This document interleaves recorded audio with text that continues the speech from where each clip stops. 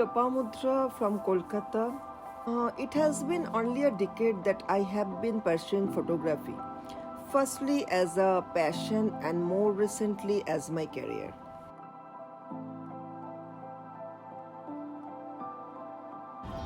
Each photographic genre has its attraction, and I respect them all. But to me, street photography is all about the challenge. You go out to shoot with an open mind, not knowing what might surprise you. Someday you are lucky, someday you are not, and return empty handed. But you keep looking for those magic moments. That is the thrill, the challenge that keeps me in the game.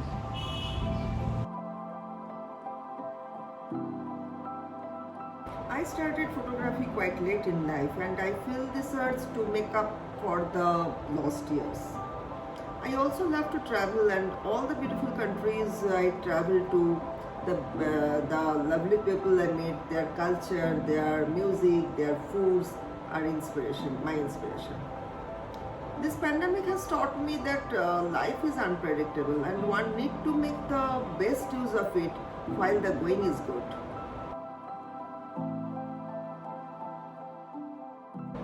There are two approaches essentially.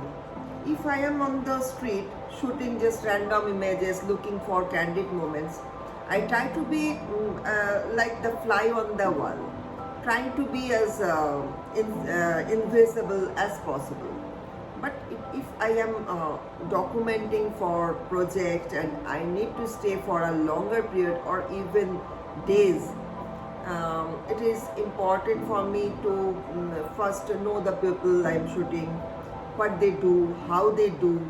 I mix with them and try to make themselves comfortable. So that after a period of time, they no longer treat me as a stranger. That makes my job easier to capture the candid moments. There are a lot of places I go back to, and for different reasons. Places like Varanasi and Srinagar for my ongoing projects and the potential they offer to street photographers. Different places like Kolkata, Delhi, New York and Paris too are favorites, as they almost never fail to surprise you. And then there are places like Cuba, where I have been only once, but look forward to go back a number of times simply because of the opportunity and variety the country offers in terms of culture and its people.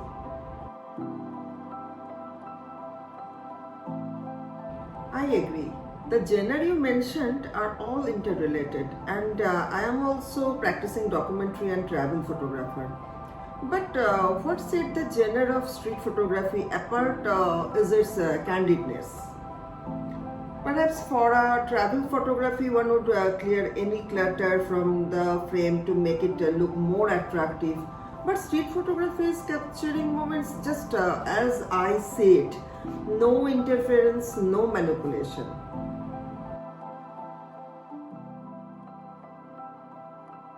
As a street photographer, you mature with age, you mature with practice. There is no magic that one fine day you graduate to become a great street photographer. It is a process of evolution. As a beginner, keep looking at the works of great street photographers of the past and present. Try to understand how street photography has developed distinct subgenres like juxtaposition, like use of flash. You see them all, and try to carve your own niche. Do not imitate the masters, but be inspired by them.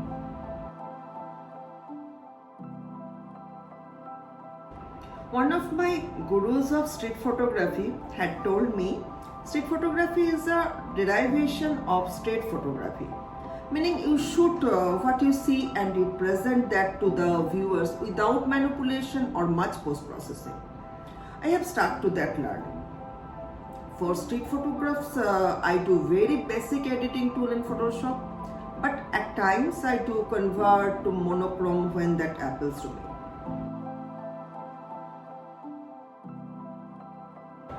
images which are close to my heart. I will try to explain why.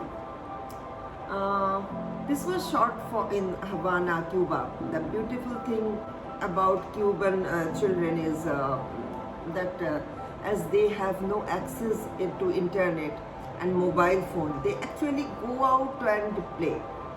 We were a group of photographers, and this was taken on such an evening in a children's park. The light, the settings was beautiful, but I wanted something more. I immediately slowed down my shutter speed, which I thought gave me a very different kind of image.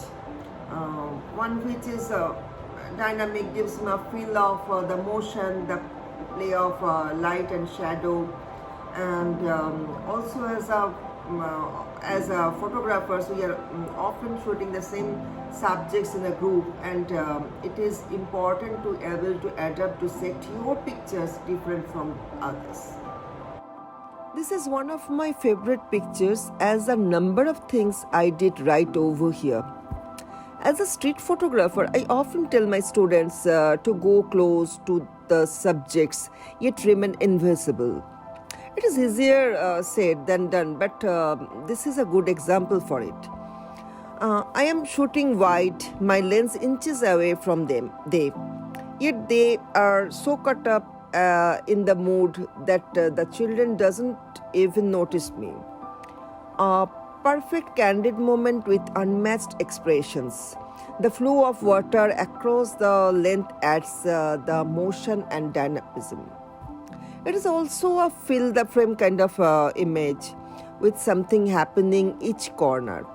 I think the black and white version brings out the soul of the image and doesn't need any color to supplement it.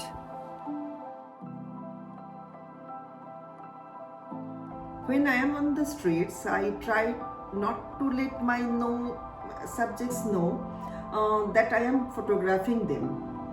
It spoils the moment, so I have developed this technique of shooting without looking at the viewfinder or even the LCD panel.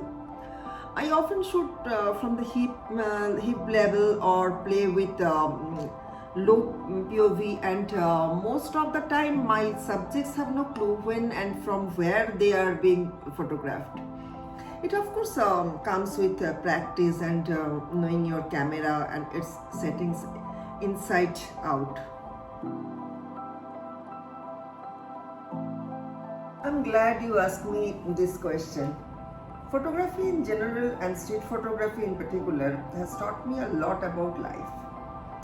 I have been exposed to different culture and learned appreciate each one of them.